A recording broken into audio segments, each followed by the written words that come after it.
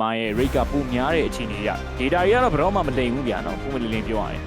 Klein နေတော့ကျွန်တော်လက်ရှိမှာပြန်ထောက်ထားတယ်လန်ဆူဝင်လာဖို့ကြိုးစားမယ် Flame နဲ့ကင်မြောက် retreat ဇိုင်းတာပေါက်ဖို့တော့ကလွယ်ကြီးပဲရအောင်ပဲပြန်ယူသွားတဲ့အချိန်นี้ land shake က stand နေအောင်မှာ Imatini and be the king ကိုလုံးဝ 1 aim ပေးထားနေပဲ cyclone နေပြီးပြန်တော့ fall သွားရတယ်ဗျ Fan execution မှာထိုးထားနေပဲကျန်နေခဲ့လန်ဆူတကောင် TNT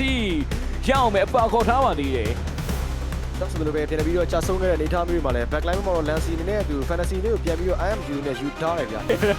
second target fight လေးတော့ကြည့်ရမယ်နော် first target win rate ရဆိုရင်တော့ data ရ regular season ဖြတ်တန်းလာရေးရှောက်လုံးမှာ twisted mind PH ကတာခဲ့တယ် Light strike မှာ tsunami sun နဲ့ဆွဲခေါ်လာရင် off team မှာတော့ကျွန်တော် control ပြန်ပြီးတော့ဝင်လာဖို့ကြိုးစားတယ် back line မှာတော့ Klein တကောင်ပြန်ပေးလိုက်ရရင်လည်းပဲ Nozia Zaida ပြန် force retreat Zaida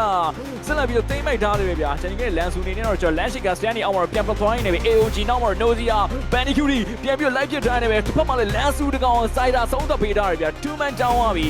ဒီအနေနဲ့တော့ကျွန်တော်ပြန် form မှာပဲရမယ်ချင်းတရက်ကိုတော့ရင်ဆိုင်လိုက်ရပြီဗျာ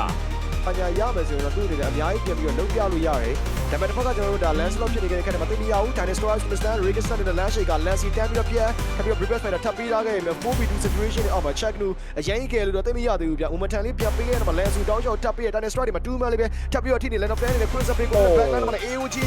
ကလပ်ပြန်ကြရဗျ။တစ်ဖက်ကလည်း Alicia Blood All ကိုတောင်းချောက်ဆိုလို့ထိန်းနေခဲ့တဲ့အခိုက်အတန့်မှာတော့ one man down နဲ့ပဲ Twisted Minds BH ပြန်ပြီးတော့ 4 band Zaida စင်နေတဲ့ Backline ကိုပြန်ပြခဲ့ရင်ဒီတာဝါပြန်ရဖို့ပဲ Lancelot ဆက်လက်ပြီးတော့ကြိုးစားနေပါသေးတယ်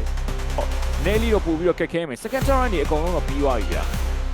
မဲကတော့ထပ်ပြီးတော့ရိုက်မလားဒီမှာလည်းနှစ်ကောင်သွားပြီးတော့ထိထားသေးတဲ့နောက်မှာစီယုံတန်းပြီးတော့ပြတ်တယ်ဗျာနောက်မှာလည်း Kalia Tsunami Slam Destroy ပြန်ပြီးထားသေးတဲ့နောက်မှာ Lansu ပြန်ကြတယ်ဗျာဘေးမှာလည်း Check နူတကောင်ပြန်တောင်းသွားရင်လည်း Mega 3 လင်းလုံးပြန်လည်ခွင့်ပြုပေးရမယ့်အနေအထားမျိုးမှာတော့ရှိနေတယ်တစ်ဖက်မှာလည်းလေယောက်လောက်ထိချန်နေခဲ့တဲ့ TMC စီးအနေနဲ့ကတော့ကြံရှိနေခဲ့တဲ့ Mega Turret တွေကိုထပ်ပြီးတော့ရိုက်ချိုးထားသေးတယ်ဗျာ Kalia Tsunami Slam ပြန်လည်ပြီးတော့ပဲ Platina သုံးထားသေးတဲ့နောက်မှာ Kaloy တကောင်ထပ်ပြီးတော့ down နေရင်းနဲ့ပဲဒီ KA number 1ကတော့ TNC တော့ပဲဖြစ်သွားနေရင်းနဲ့ပဲ KA number 2 စီကိုတော့ဆက်လက်ပြီးတော့တွားရအောင်ပဲဗျာ